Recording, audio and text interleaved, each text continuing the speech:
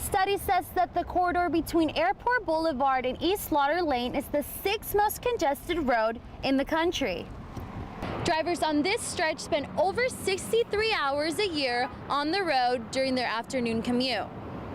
An Austin police officer was fired for sharing information about a sexual assault case with the suspect accused of committing the crime. The odds are that SB4 will end up on the governor's desk for his signature, but protesters of this event stress that the fight does not end there. According to the airline, choosing passengers isn't a random selection. United uses a number of factors to determine who will be taken off the flight.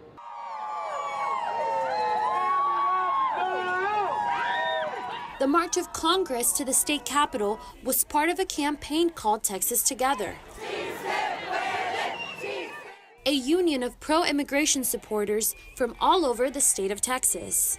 Among those taking part was 11-year-old Jalen Castro from Arlington, Texas.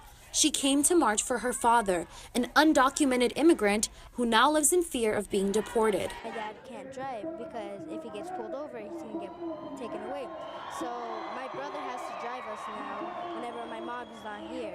So that's very scary for me because I don't want anything to happen to my dad because he's really important to my life. The main focus of the rally is SB4, the legislation which cleared in Senate and is pending in the House would outlaw sanctuary city policies in Texas.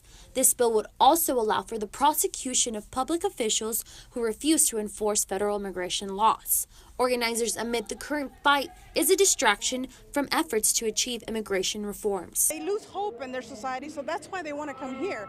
Because in America, the way we've known it, that's what we provide, is hope for these things. The odds are that SB4 will end up on the governor's desk for his signature, but protesters of this event stress that the fight does not end there. The overarching message is keep fighting, make your voice heard, make your voice stronger, bring more people into the argument. The only way policy is going to change is if people demand it. Staying engaged for those at the Texas Together rally involves visiting lawmakers. Each visitor had a different voice, but each had a similar plea to that of Jalen Castro. This is why it's called the land of the free and the home of the brave. That's why most people come over here to be free. They don't want to be captivated. At the state capitol, Loana Solis, Fox 7 News.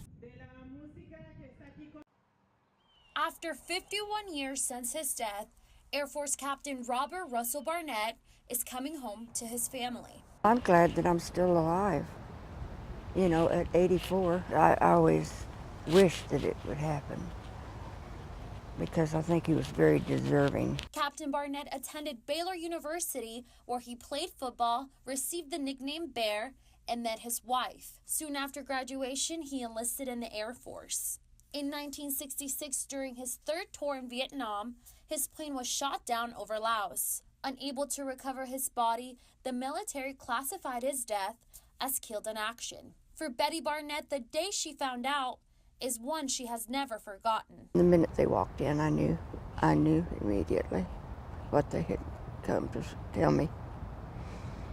And I took off kind of running.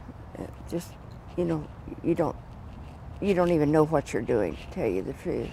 The family never gave up hope that they would find his body. And in December, after almost 51 years, they got a call. A positive identification was made by a tooth found at the crash site. His daughters say their prayers were finally answered. They were only 9 and 11 when their father died.